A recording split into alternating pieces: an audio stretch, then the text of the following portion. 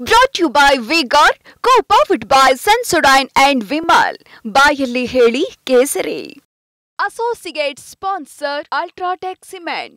ಇನ್ನು ಚುನಾವಣೆ ವಿಚಾರಕ್ಕೆ ಸಂಬಂಧಪಟ್ಟಂಗೆ ಮಾತಾಡಲೇಬೇಕು. ನಾಲ್ಕನೇ ಹಂತದ ಚುನಾವಣೆ, ನಾಲ್ಕನೇ ಹಂತದ ಮತದಾನ, ಜೊತೆಗೆ 96 ಕ್ಷೇತ್ರಗಳಿಗೆ ನಡೆಯುವಂಥ ಮತದಾನ. ಸೊ ಇದಕ್ಕೆ ಚುನಾವಣೆ ಅದಕ್ಕೆ ಪ್ರಕ್ರಿಯೆಗಳು ಕೂಡ ಈಗಾಗಲೇ ಆರಂಭ ಆಗಿದೆ. ನಾವು ನೋಡ್ತಾ ಇದ್ದೀವಿ ಕೆಲವೊಂದು ಕಡೆಗೆ ಎಲ್ಲ VVIPಗಳು ಬಂದು ಮತವನ್ನು ಚಲಾಯಿಸ್ತಿರುವಂಥ ದೃಶ್ಯಾವಳಿಗಳನ್ನು ಕೂಡ ನಾವು ನಿಮಗೆ ತೋರಿಸ್ತಾ ಇದ್ದೀವಿ. 90 ಕ್ಷೇತ್ರಗಳಲ್ಲಿ ನಾಲ್ಕನೇ ಹಂತದ ಮತದಾನ ಚುರುಕಾಗಿದೆ. ಘಟಾನುಘಟಿಗಳು ಅದೃಷ್ಟ ಪರೀಕ್ಷೆಗಳಿದ್ದಾರೆ. 9 ರಾಜ್ಯಗಳಿವೆ, 1 ಕೇಂದ್ರಾಡಳಿತ ಪ್ರದೇಶದಲ್ಲಿ ವೋಟಿಂಗ್ ನಡೀತಾ ಇದೆ. 96 ಕ್ಷೇತ್ರಗಳಿಗೆ ನಡೀತಿರುವಂಥ ಮತದಾನ. ಇವತ್ತು ನಾಲ್ಕನೇ ಹಂತದ ಮತದಾನ ನಡೀತಾ ಇದೆ. ಆಂಧ್ರ ಪ್ರದೇಶದ 175 ವಿಧಾನಸಭಾ ಕ್ಷೇತ್ರಗಳಿಗೂ ಕೂಡ ಮತದಾನ ನಡೀತಾ ಇದೆ. ಆಂಧ್ರದ 25 ಲೋಕಸಭಾ ಕ್ಷೇತ್ರಗಳಿಗೂ ಕೂಡ ವೋಟಿಂಗ್ ನಡೀತಾ ಇದೆ. ಸೊ ಹೀಗಾಗಿ Andhra Pradesh very important.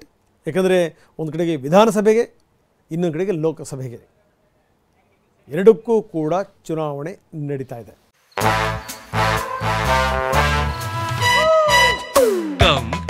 Come my love, please don't say no baby. Come my love. V-Guard ನ air coolers extra large cooling pad ನೊಂದಿಗೆ ಇದು ಎಂತೆಂಥವರನ್ನು ಕೂಲ್ ಆಗಿಸುತ್ತೆ. V-Guard air coolers, long lasting cooling.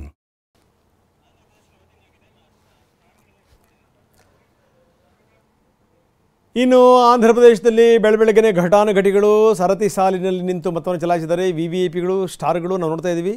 Mega star Chiranjeevi ಸಾಲಿನಲ್ಲಿ ನಿಂತು ಮತ ಚಲಾಯಿಸಲಿಕ್ಕೆ ಬಂದಿದ್ದಾರೆ. ಅವರು ಫ್ಯಾಮಿಲಿ ಸಹಿತವಾಗಿ ಬಂದಿರೋದು. ಅವರ ಪತ್ನಿ ಮತ್ತು ಮಗಳನ್ನು ಕೂಡ ನಾವು ನೋಡ್ತಾ ಇದ್ದೀವಿ. ಅವರ ಫ್ಯಾಮಿಲಿ ಮೆಂಬರ್ಸ್ಗಳು ಕೂಡ ಇದ್ದಾರೆ. ಸರತಿ ಸಾಲಿನಲ್ಲಿ ನಿಂತು ಮತವನ್ನು ಚಲಾಯಿಸ್ತಾ ಇದ್ದಾರೆ.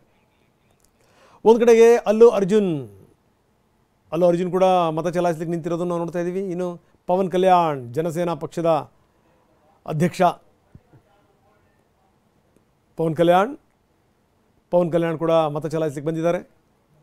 ಈ ಬಾರಿಯ ದೊಡ್ಡ ಮಟ್ಟದ ಅದೃಷ್ಟ ಪರೀಕ್ಷೆ. ಯಾಕೆಂದರೆ ಇತ್ತೀಚಿನ ದಿನಗಳೆಲ್ಲ ಅವ್ರು ನೋಡ್ತಾ ಇದ್ದೀವಿ, ಎಲ್ಲೆಲ್ಲಿ ಕೈ ಇಟ್ಟರೂ ಕೂಡ ಯಾವುದೇ ಗೆಲುವು ಅನ್ನುವಂಥದ್ದು ಕಂಡಿಲ್ಲ. ಈ ಬಾರಿ ಅವರು TDPಯ ಜೊತೆಗೆ ಇವಾಗ ಸಣ್ಣವನ್ನು ಶುರು ಮಾಡಿದ್ದಾರೆ.